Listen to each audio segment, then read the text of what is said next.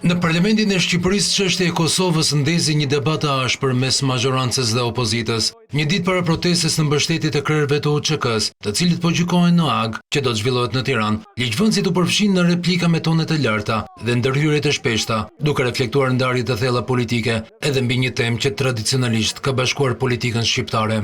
Debati lindi mbi një mocion me debati shoqëruar me një rezolut kundër genocidit serb në Kosovë. Asgjë që vjen nga Sali Berisha e kur lidhet me Kosovën nuk ka ardhur dhe nuk ka për të ardhur kur ndonjëherë për mirë.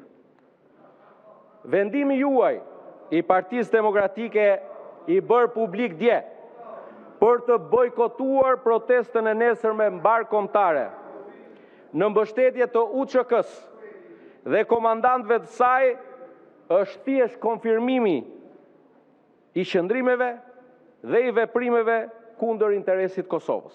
Sali Berisha mbrojti domosdoshmërinë e miratimit të një rezolute që dënon genocidin serb në Kosovë. Madje akuzoi majorancën se po shkelmon mbi gjakun e popullit të Kosovës të vrarë nga serbët. Po pse bëni këtë? Sepse kreu i juaj është i shërbëtor i Aleksandr Vučićit. Po dhe çfarë do etnie që ti përkisti banorë të Shqipërisë, shqiptar, grek, rumun, malazez, çfarë do që t'jeni? Ndaj genocidit duhet të qëndroni. Ky është genocid. Vrasja civile për vrasja, për shkaqe etnike e civilve është genocid. Jo sikur jeni shqiptar, po sikur jeni ultranacionalist serb, të verbër. Përplasjet verbale shoqëruan gjithë debatin me tone të larta dhe ndërhyrje të shpeshta nga salla. Po le të kuptojmë edhe realitetin që jetojmë. Ne nuk mund të jemi në krah të UÇK-s dhe udhëheqësve të saj dhe në krah tjetër partner me Vučićin. Vetëm 28 ditë pas shpalljes pavarësisë Kosovës hodhët në Ergërdecin, të dy bashkë. Faleminderit. Nuk besoj se gjitha grupet parlamentare të opozitës mund të japin leksione patriotizmi për Kosovën. Kryetari i kësaj qeverie, kryeministri, është ai që ka përsëritur në mes të Beogradit, kërkesën për njojë të Kosovës. Dhe kërkon ky zotëri që ka qenë pjesë e qeverisë që sanksionoi e para Kosovën të na flasi këtu për Kosovën. Ky e ka sanksionuar bashkë me shefin e vet dhe shefin tuaj dhe shefin kësaj ane.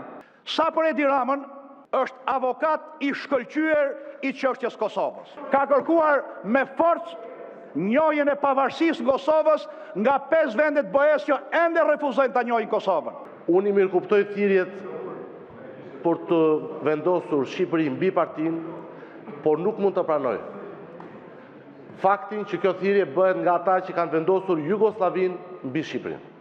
Shpesh deputetët përfitonin nga e drejta për të marrë fjalën për procedurë, por se ndërpriteshin nga kryetari i Kuvendit Niko Peleshi. Pse e konsideroj argat të Vučićit? Sepse sa po erdhi në pushtet, Edi Rama filloi takimet e fshehta me Vučićin dhe shpalosi një projekt të Miloševićit të viteve 90. Ndarja dhe ndryshimi i kufive të Kosovës. Mbaroi koha zoti Berisha. Mbaroi koha e replikës. Ndërkohë gjatë seancës parlamentare, majoranca ka rrëzuar kërkesat e grupit demokrat për zhvillimin e 2 mocioneve me debat mbi programin e qeverisë dhe mbi fondet e IPARD për bujqësinë.